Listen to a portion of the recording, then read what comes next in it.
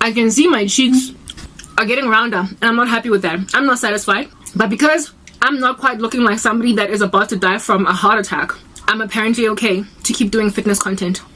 There is this really entertaining spunky white dude that does fitness videos that dance, and he's got two dancers next to him, two girls. One of them is chubby, and you can tell that this dude chose this chubby girl because it's a trend, it's a culture. He personally is very, very fit, very, very lean. The other dancer on the side of him, you can tell, has been doing dance for a minute, and she's also fit. The chubby girl, you can dance because she has talent from birth. She can dance. She's been trained technique. She can dance. But her movements in comparison to her two colleagues are fragmented because she is chubbier and she can't do the squats that her two colleagues can do. However, she's in those videos and keeps on getting praise if you go down the comment section about how it is that she's inspirational and all that. I'm like, why? Why is she inspirational? No. Is it because she's being embraced in an industry where historically she was not embraced at all? At first, like literally, tolerance is just something, it's such a thin line. People keep using, like for instance with racial tolerance, right? Of course it's wrong to disqualify somebody for being black or for being white or for being Indian or whatever, right? In terms of getting a job on the marketplace. That makes absolute sense, 100%. But then to go and literally compare black to fat, to compare black to like things that are bizarre, like things that if you continue in them you're not going to be okay. So when you recruit, I was listening to Candace Owens the other day, perfect. I was listening to her the other day speaking about some ballerina chick, how it is that she got this job because she was black, clearly because her movements are fragmented, and in and of herself she is not as good as some other white ballerina. So it's all good and well to go and recruit a ballerina and call her the first ballerina for this particular like school or whatever, and then like you're making history if she's actually good. If she actually, upon what is the word that I'm looking for, auditioning, was better than all the other ballerinas in that particular class, including the white ones. If she is the best one, then by all means call her the first black whatever. But do not just recruit her as just any black face that is a ballerina in the school and then choose the best black ballerina among all the ballerinas just because you wanted a black one. Whereas there is like some white chick or some other race chick that is better than the black ballerina. Because then on that day, you are going to mess people's experience of ballet who come and pay violent amount of money in order to experience some kind of artistic show, and only to be disappointed by how bad it is. However, because it is the first ever black ballerina, the number of people who are going to complain against it because, don't nobody want to go and speak smack about the diversification of the ballet industry, they keep quiet while literally dwindling the quality of ballet on the earth just because they want to go and put a black ballerina there. It is not that black people can't do ballet. It's that if you're not a good ballerina, you don't get to be the queen or the pristine or the main one, and you're like the black swan or something. You literally do not get to just sit in a position that you have not earned. So people are being put on the forefront of things that they have not earned purely because we're diversifying, and so fat is the new black, and so too is a good ballet the new like bad ballet ballerina. Like so too is the you like quality in this world is dwindling, and as a result of quality dwindling, those among us that would like still to live in a world that actually is not mediocre anymore and where there is excellence, it is true excellence. Even the Bible says whatever is pure, whatever is good, whatever is lovely, if there be any excellence, think on these things. If at all you still want to consume excellent stuff, and there is none anymore left out there,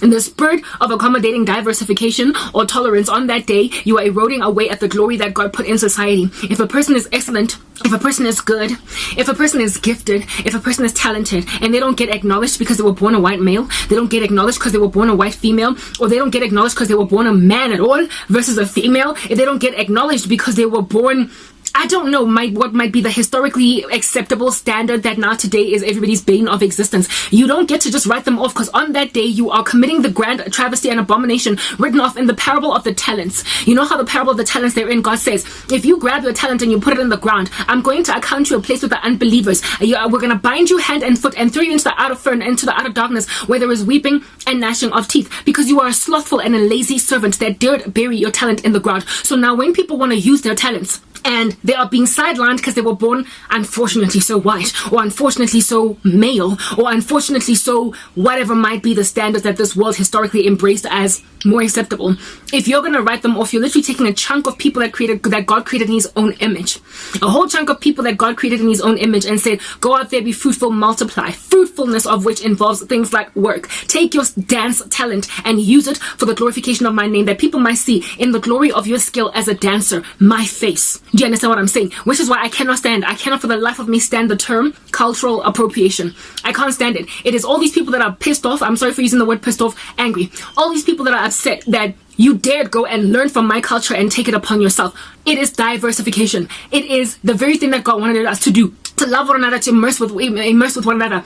And it is thanks to what you call cultural appropriation that we have got all these excellent Asian dancers that are better now than even black dancers, when dance historically, especially hip-hop dance, historically used to be mostly black people's. And now we've got these white kids, these Indian kids, these Asian kids that are doing so well, so much better even than some black people in dance. And people who promulgate the stupidity of that term cultural appropriation would be upset at, for instance, hip-hop dancing being done by an Asian dude from South Korea or something.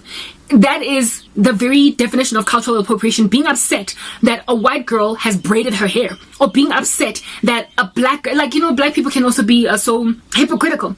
Because you're the ones with all the blonde wigs all over the show. Go look at Beyonce, and then you get upset when Brandy or Mandy or Becky, because that's the name that they like to use for white girls, when Becky goes and gets braided hair.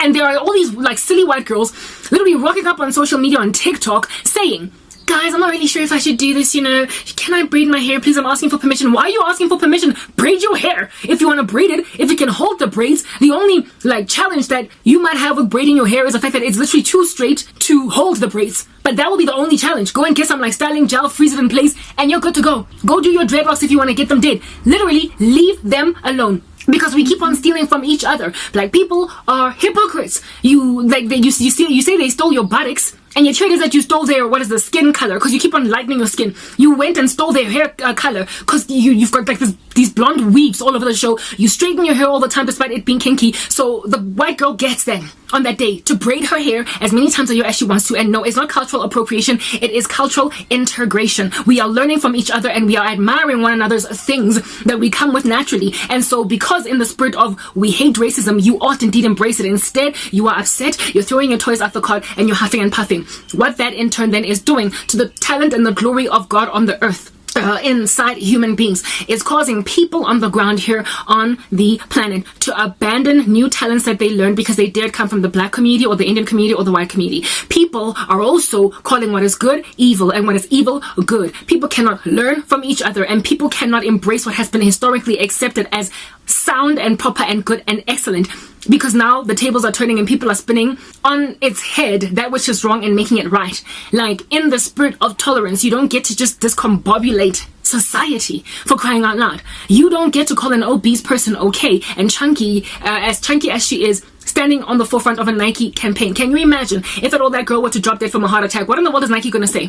What in the world is Adidas going to say? It is obvious they died because of their condition. It is obvious they died because they wouldn't lose weight. Lizzo needs to be encouraged to lose weight because she is overweight. And yet, the whole world is promulgating the ideal of keeping her the way that she is, and let the young woman die in her youth before she even gives her life over to the Lord Jesus Christ. It's irresponsible. So you are calling what is good evil and what is evil good. I.e. cultural appropriation is good.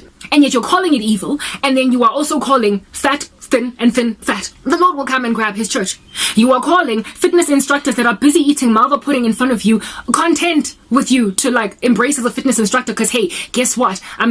We get to do what we want in this world and just embrace one another. Just leave people to destroy themselves, implode, literally chaos theory, entropy, reach the end of themselves, and when the world then has been brought to a blistering halt, you're going to be like, oh snap, I shouldn't have said fat people are okay to stay fat. I'm not fat shaming. Fat people need to lose weight if they're going to live long, prosperous lives. Smokers need to stop smoking. If you can tell a smoker to stop smoking, why in the world are you not telling an overweight person to lose weight? Doctors can't even do their jobs properly because the world has gone crazy. Next part.